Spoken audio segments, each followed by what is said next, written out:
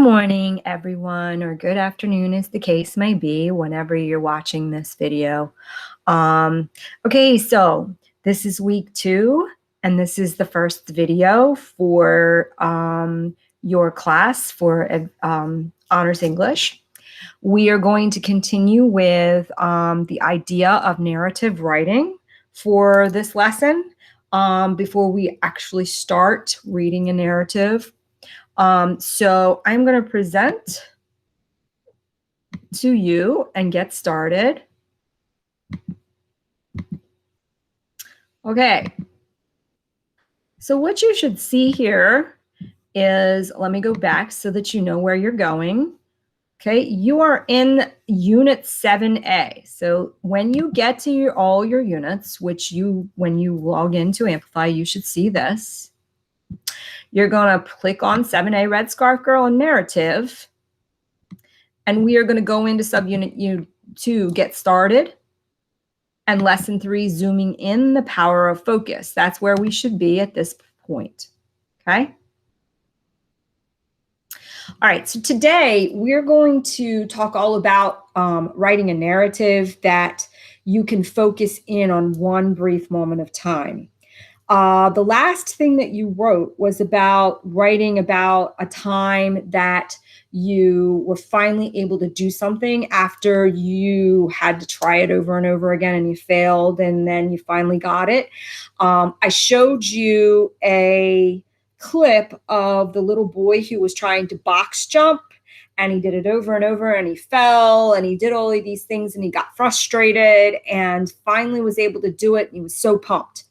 I hope that helped you with like trying to figure out one time in your life that you were able to do something that really meant a lot because you kept failing at it, and then finally you were able to do it. So today we're going to talk about focus, okay? And you're going to go back into that writing on this lesson and actually kind of tweak it a little bit. We're going to talk about sensory details. We touched a little bit on that before. It was sight, sound, smell, hear, and we used all of those sensory details to describe a time that you ate something that was disgusting. You're going to use those sensory details again to kind of tweak that writing about a time that you were able to finally do something. So with that being said, if we talked about our day in general, and we listed all of the things that we did that day, okay?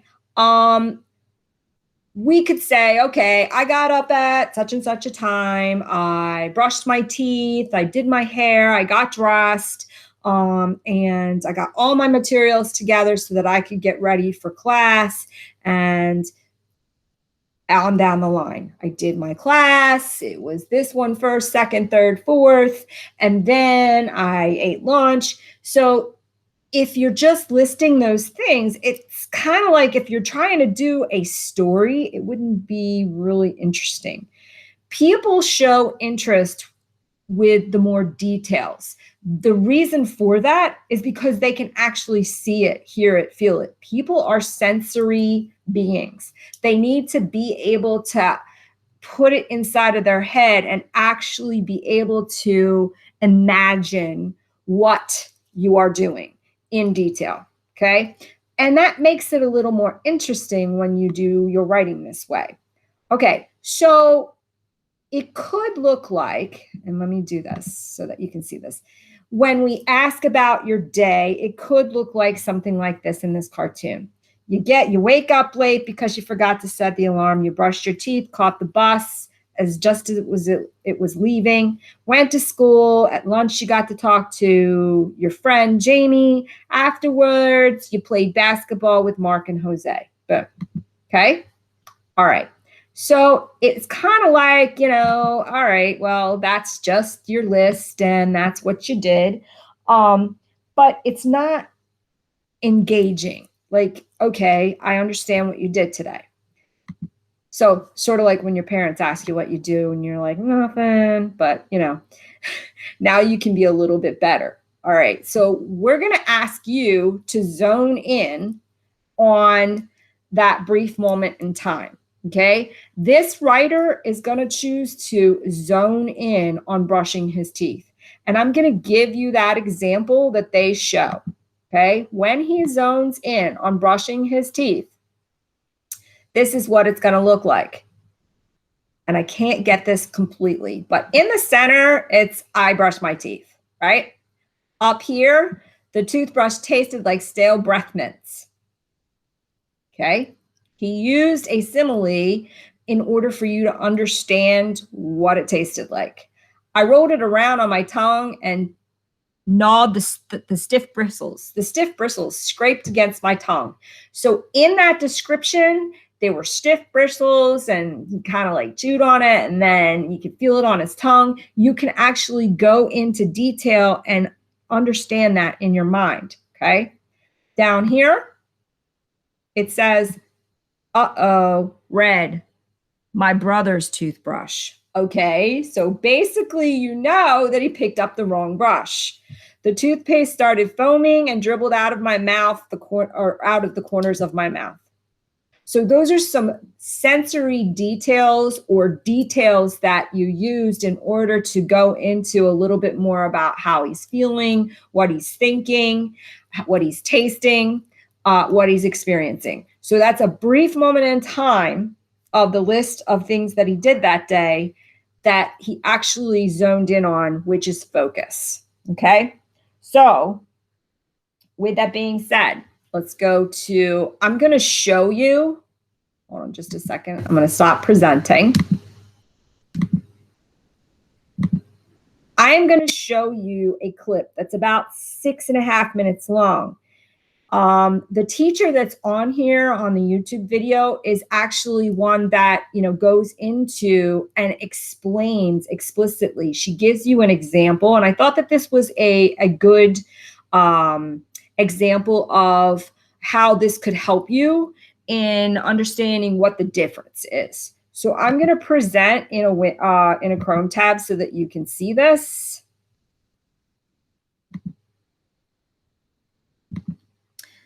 And like I said, it is 6.5 minutes long or so.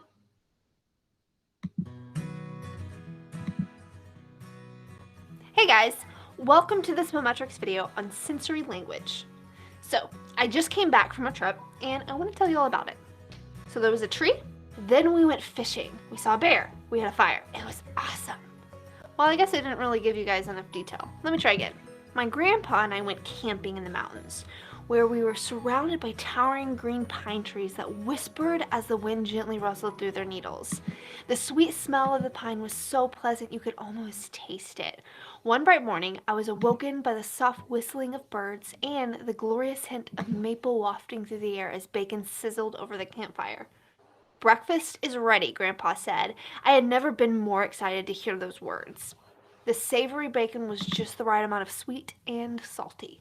After breakfast, we grabbed our new bright red fishing poles and went fishing along the rocky bank of a gently flowing river. We nearly fell asleep to the soft babble of the flowing water. Our bellies were full, the wind gently combing through our hair. It was the perfect storm. Then, out of nowhere, we were shaken from our daze by a loud splash in the water. We quickly looked where the sound came from, and there it was. It stood 10 feet high with a long light brown hair, paws bigger than the size of my face. It was a bear! We stood motionless, with eyes wide, not knowing what to do.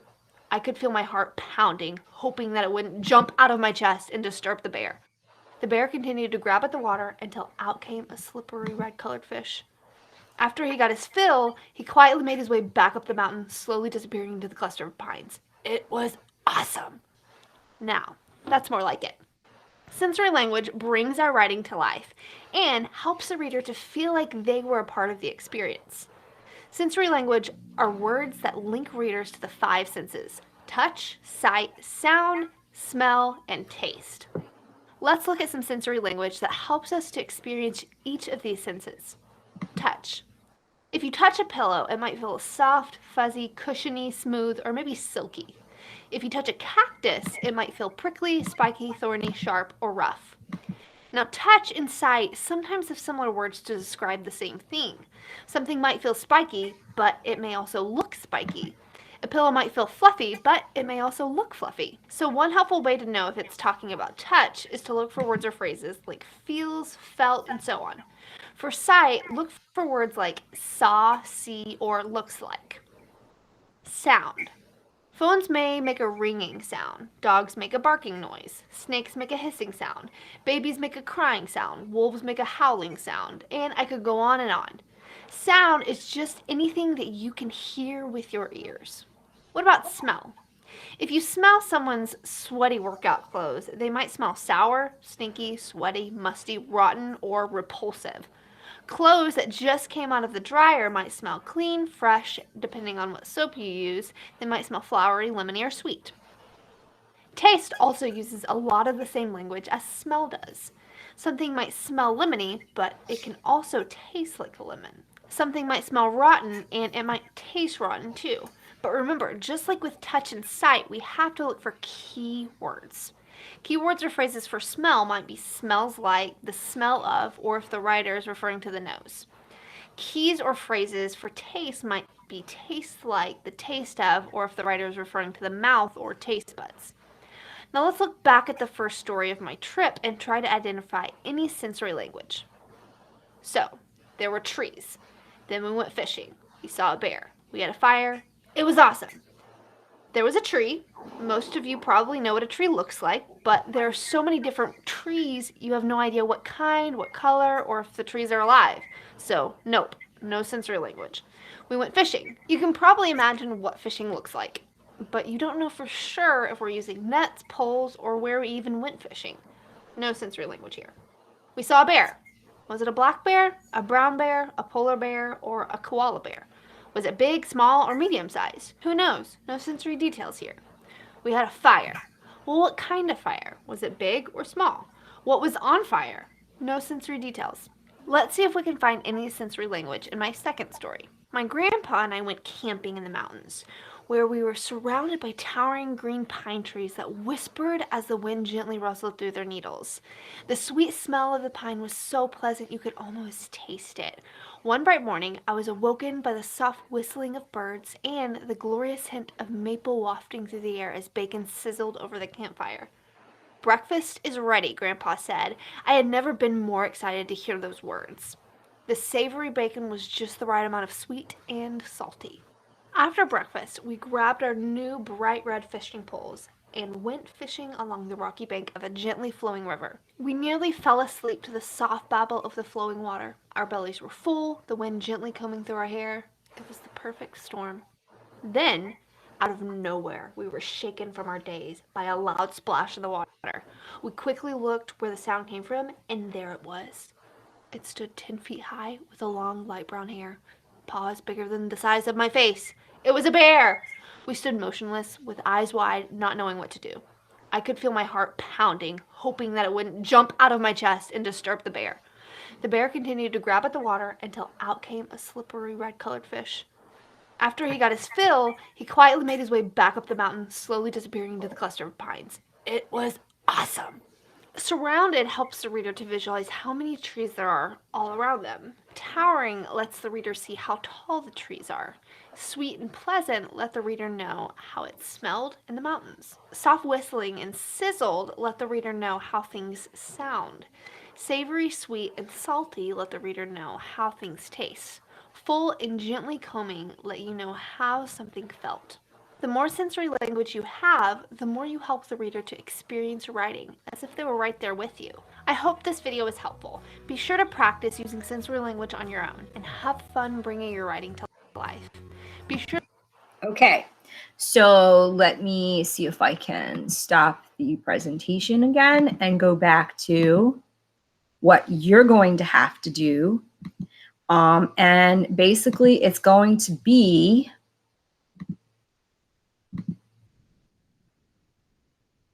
okay. Let me go to Amplify.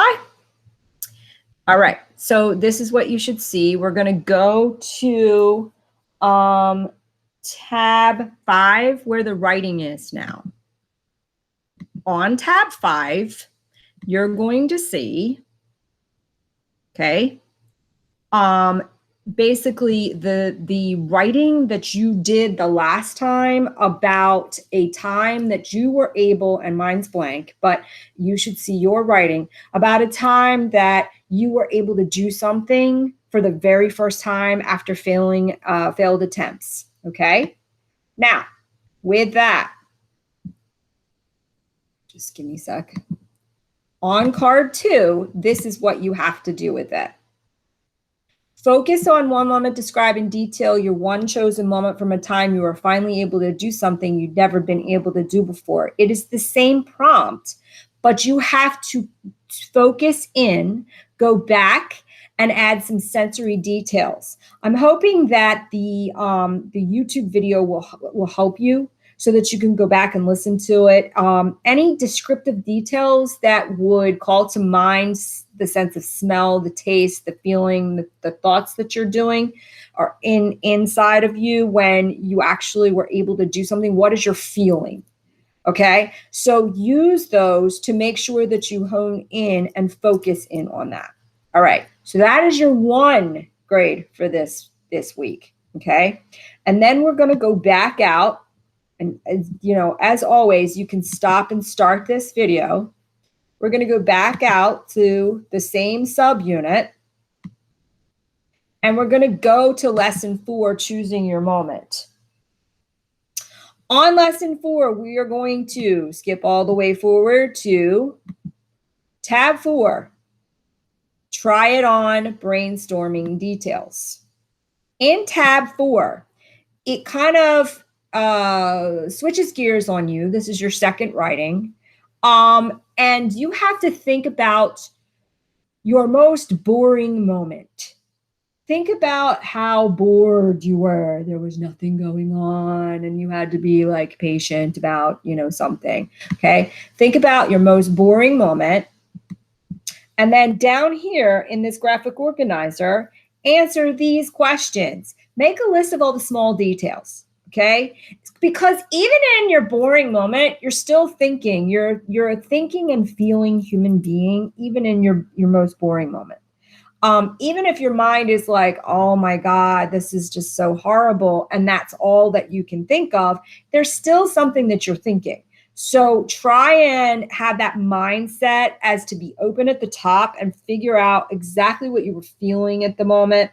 Not just bored, but maybe, what were you doing? Okay. Like, just kind of like sitting here flicking, your nails or twiddling your thumbs or curling your hair or rolling your eyes because you're just so bored. How did you feel? Okay. Besides being bored, okay, think of other ways that you can describe what you were feeling. It was just a stale atmosphere. There was absolutely nothing going on. Or if somebody was just blathering on and you were just like not into it and not listening and just absolutely bored out of your mind and all you heard was wah, wah, wah, wah, wah, like me. Kidding. What would you think? What were you thinking during this moment? And what did you see, hear, touch, taste, and smell? So you can make a list down here as using that graphic organizer. The last thing that you're going to go do for the week, for this part of the week, okay, is your actual writing on that boring moment. So I'm going to challenge you, all right? This time, I want you to use that focus that you just practiced in that last part when you went back and looked at your writing about when you were finally able to do something. I want to challenge you to use those sensory details, hone in on that moment, okay? Use descriptive language. So you're going to describe your most boring moment. Again, for both of these, obviously, you're going to have 100 words at least. The last one was already done. You just needed to kind of, finagle it and edit it and try and make sure that it had a little bit more detail in it, all right, and description. But this one, you actually have to write from the very beginning. Your graphic organizer on tab 4, and then this one on tab 5. I'm challenging you to make sure that you're using that descriptive language, your senses, what you were thinking, what you were feeling inside your head. Okay. Those are the things that you really want to focus on. When you are finished, you hand that in and you are finished for this lesson. Okay. I am going to go out of here. Hold on just a second. And I just want to make sure that you understand. Hold on just a second. I'm sorry. That you understand exactly what you needed to do. On the first writing, make sure that you put some descriptive details in, edit it, and revise it. Okay. And on the second writing from the beginning, make sure that you are honing in on that descriptive language. Make sure that you are honing in on using those sensory details about what you are feeling, what you're thinking, what you're hearing, what you're smelling, even if you are bored. You might be able to, depending upon the situation. Okay, so with that being said, good luck, and I will see you soon. Thanks for watching.